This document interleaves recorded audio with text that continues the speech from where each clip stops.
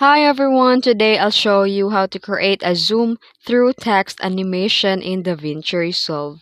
Let's get started. First, start by dragging a text plus title into your timeline, placing it below your video. Then disable the video layer, then customize your text however you like in the inspector panel.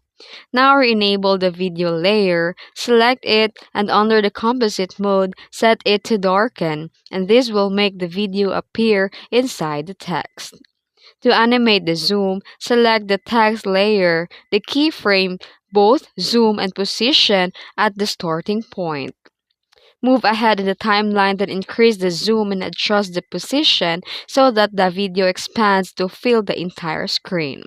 And that's it. That's how you zoom through video inside the text in DaVinci Resolve.